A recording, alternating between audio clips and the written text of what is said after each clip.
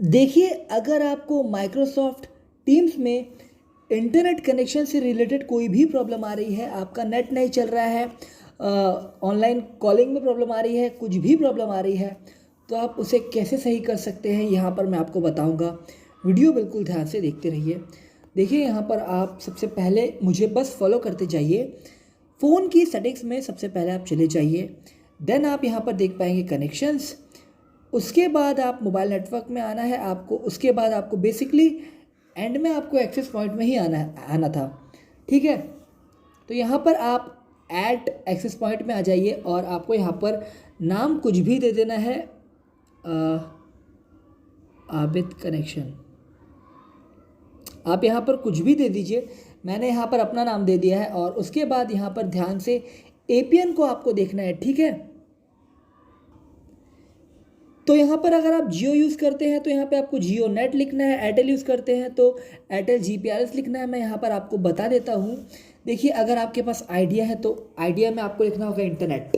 Airtel होगा तो airtelgprs.com, Vodafone होगा तो www, जियो होगा तो जैसे मैंने बताया जियो नेट, और बीएसएनएल होगा तो बीएसएनएल नेट।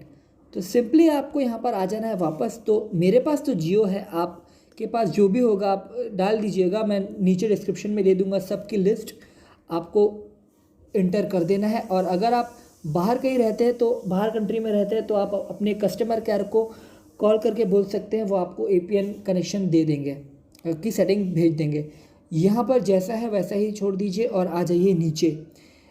एपीएन प्रोटोकॉल में आपको IPv4 IPv6 और एपीएन रोमिंग प्रोटोकॉल में IPv4 IPv6 दोनों में सेलेक्ट कर लेना है और यहाँ 3 डॉट पे आके सेव कर लेना है इसे।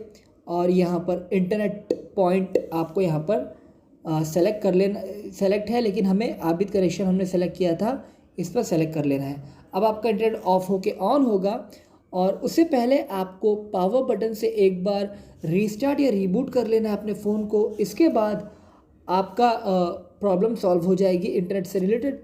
लेकिन हाँ, अगर अभी भी आपके माइक्रोसॉफ्ट टीम्स में कोई प्रॉब्लम आ रही है तो इसके लिए आपको सेकेंड मेथड फॉलो करना है। यहाँ पर आपको सेटिंग्स में आना है और सर्च पे क्लिक करना है और यहाँ पर सर्च कर लेना है रीसेट। तो यहाँ पर 2 से 3 सेकंड लेगा ये रीसेट सर्च होने में।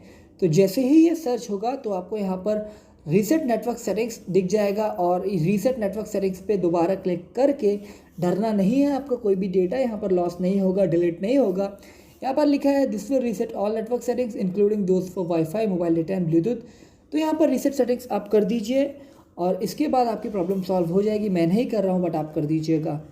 ठीक है, अगर आपकी प्रॉब्लम सॉल्व नहीं होती है तो आप कमेंट में पूछ सकते हैं। वीडियो पसंद आई हो तो टेक्सोर को सब्सक्राइब कर दें। अपना बहुत ज़्यादा ख्याल रखें। अल्लाह हाफिज़।